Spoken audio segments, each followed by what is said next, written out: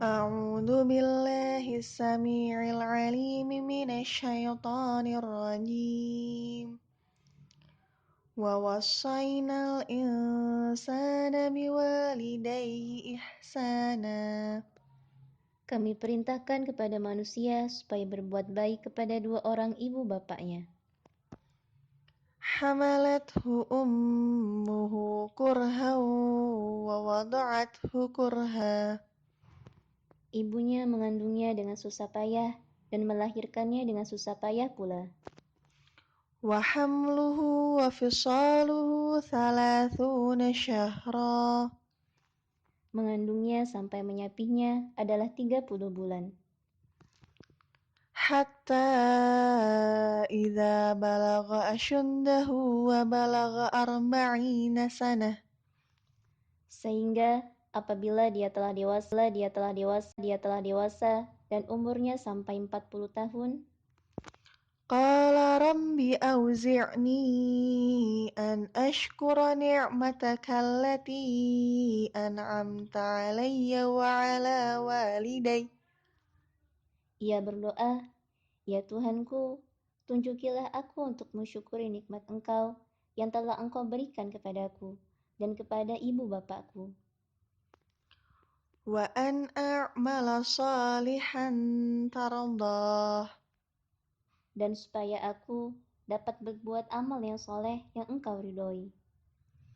وأصلح لي في ذريتي Berilah kebaikan kepadaku dengan memberi kebaikan kepada anak cucuku. Inni tubtu ilaika wa inni minal muslimin.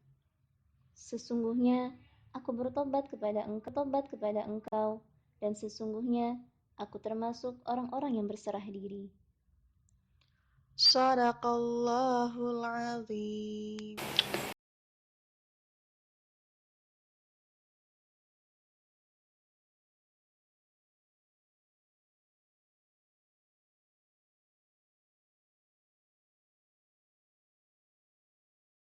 Bismillahirrahmanirrahim. Tafsir Quran Surat Al-Ahqaf ayat 15. Imam Ibnul Jauzi dalam kitab tafsirnya menyebutkan beberapa pendapat para ulama terkait asbabun nuzul Quran Surat Al-Ahqaf ayat 15 ini. Beliau menyebutkan ayat ini turun berkaitan dengan sahabat Abu Bakar radhiyallahu anhu. Beliau adalah sahabat Nabi sejak muda hingga beliau wafat. Usianya hanya terpaut doang saja. Maka ketika Nabi Muhammad SAW diangkat menjadi Nabi di usia 40 tahun, usia Abu Bakar menginjak 38 tahun. Allah Subhanahu wa Ta'ala memerintahkan kepada hambanya untuk berbuat baik kepada kedua orang tuanya. Dan ketika mencapai usia 40 tahun, maka manusia sungguh telah mencapai kematangan dalam berpikir juga bertindak.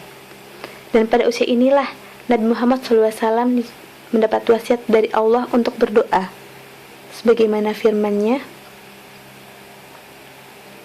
Rabbi auzi'ni, yakni suatu petunjuk agar aku bisa an ashkura nikmatakallati an'amta alayya, untuk mensyukuri nikmat Engkau yang telah Engkau berikan kepadaku. Nikmat terbesar seorang hamba adalah keimanan. Imam Mufassirin Ibnu Abbas radhiyallahu anhu mengartikan nikmat tersebut sebagai tauhid. Terlepas dari nikmat umum mencakup seluruh nikmat yang Allah berikan kepada kita semua, karena memang nikmat Allah sangatlah banyak juga besar, dan tak seorang pun hamba akan mampu menghitungnya. Lalu wa ala walidayya, dan kepada ibu bapakku, yakni nikmat yang sama berupa keimanan dan nikmat-nikmat dari Allah yang diberikan kepada kedua orang tuaku, sehingga mereka memeluk agama Islam dan menjadikan aku sebagai keturunan yang beragam Islam. Nabi SAW bersabda, yang artinya, setiap anak dilahirkan di atas fitrah. Kedua orang tuanya lah yang menjadikan anaknya menjadi Yahudi, Nasrani, atau Majusi. Muttafaqun alaih.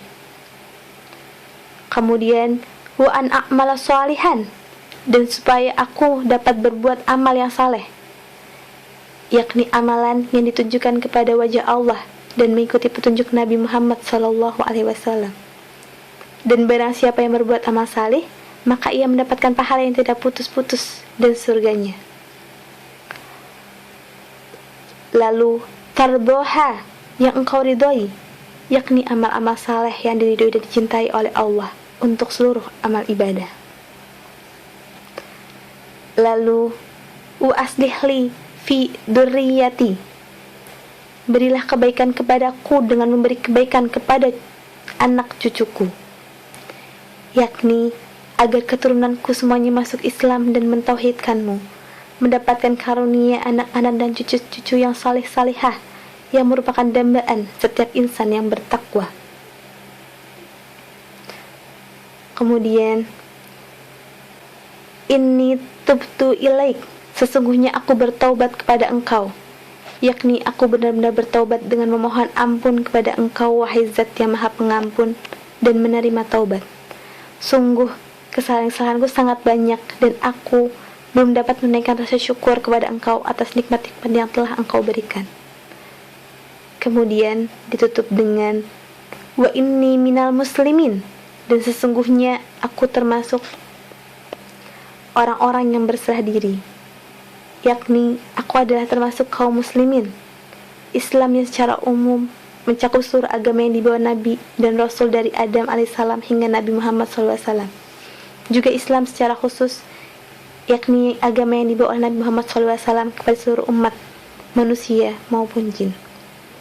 Dan para Nabi alaihissalam senantiasa berdoa agar diwafatkan dalam keadaan seorang muslim, dan juga mewasiatkan kepada keturunannya agar diwafatkan juga dalam keadaan seorang muslim. Dan Allah Subhanahu wa taala telah menyeru kepada kaum muslimin dan kaum mukmin agar meninggal di atas Islam. Demikian tafsir Quran surat Al-Ahqaf ayat 15. Semoga kita bisa mengambil ibrah dari firman-Nya. Amin amin ya Allah. Wassalamualaikum warahmatullahi wabarakatuh.